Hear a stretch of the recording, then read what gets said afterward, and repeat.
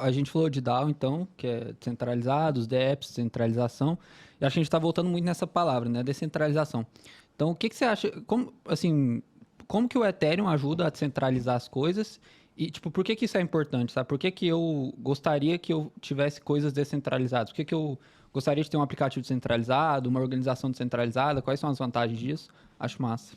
A principal vantagem que eu vejo em um aplicativo centralizado, o exemplo da DAO, é a desburocratização. Você não tem a burocracia de ter ali que assinar um contrato físico, ir em um cartório.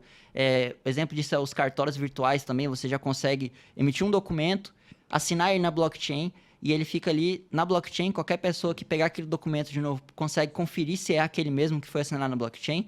Tudo bem que a gente tem hoje empresas digitais que já fornecem esse serviço de assinatura, porém são centralizadas, né? Você não tem alguma coisa ali na blockchain para você poder conferir de forma transparente se aquele contrato é realmente aquele. Entendi. Massa, massa. Eu queria te perguntar ainda, talvez você está falando de centralização, então aplicações descentralizadas e organizações autônomas descentralizadas, eu queria tentar pensar, porque tudo que a gente está falando aqui, no final a gente vai falar sobre assim, se o Ethereum é uma possibilidade de investimento ou não, se a pessoa deveria considerar isso na carteira de investimento dela, especificamente dentro das criptomoedas, dentro da renda variável. Mas então eu queria saber sobre aplicações práticas, e você citou alguns exemplos, mas eu queria tentar provocar você assim, no futuro, o que você vê que poderia ser aplicado com DApps, né? Ou então DAOs? O que você vê que poderia ser feito? Talvez até governos mesmo, igual você mencionou sobre parecer uma democracia que é votada lá e tal?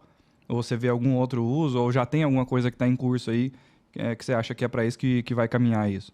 Esse uso de votos, né, votação realmente para uma democracia, eu acho que ele está bem distante de acontecer, porque é uma tecnologia difícil de ser usada, facilitaria você a vender o seu voto, né, porque como é um token, você pode simplesmente vender ele lá na Uniswap, PancakeSwap, ou diretamente transferir ele para outra pessoa, o seu voto. E tem isso na DAO, você pode fazer a delegação do seu voto, isso é uma coisa já prevista nas DAOs. Se você não quiser votar em alguma coisa, você quiser que outra pessoa escolha, você delega o seu voto para ela. Mas a aplicação na prática, assim, que eu vejo que está mais próxima de acontecer é com a tecnologia dos NFTs. Tem NFT de certidão, de imóvel, realmente criar um cartório sobre isso. Você pode criar um NFT de ingresso, que já existe isso hoje. Com o NFT você consegue acessar um evento, um site, ou até mesmo um canal no Discord, né, sendo mais simplista, um canal no Discord que somente quem tiver aquele NFT vai conseguir conversar ali com outras pessoas que têm aquele NFT. Então você sabe que se você adquirir aquele NFT, você vai conseguir comunicar com outras pessoas que pelo menos têm aquele mesmo poder de compra seu. Outra aplicação também que eu vejo que é bastante interessante, que os governos podem adotar, é cartão de vacina com NFT.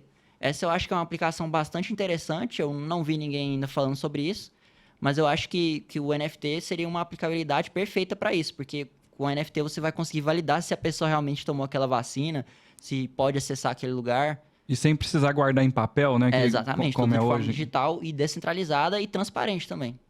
É muito massa pensando nesse uso que você falou, igual o que a gente está passando agora, né? Vindo de pandemia desde 2020 para cá, a gente tem percebido isso, assim, foi uma dificuldade gerenciar isso, a distribuição disso e tal.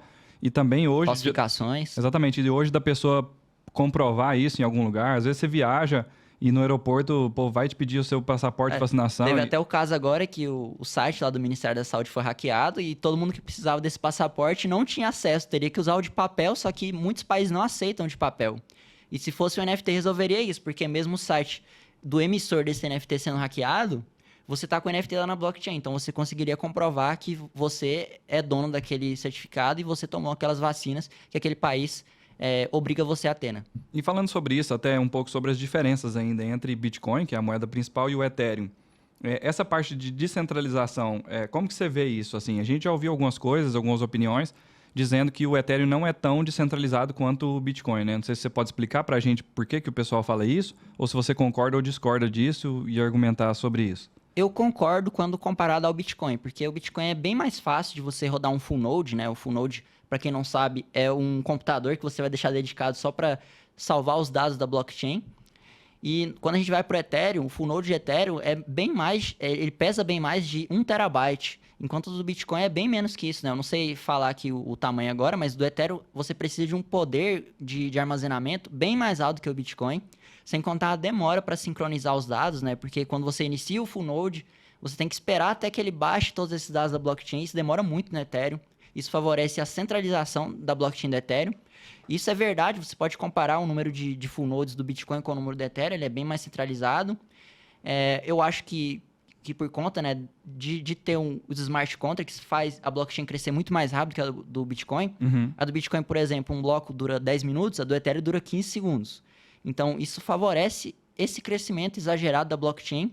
É uma coisa bastante difícil de resolver, até o Vitalik propôs aí o Ethereum 2.0, mas é uma atualização que está demorando bastante, uma atualização difícil.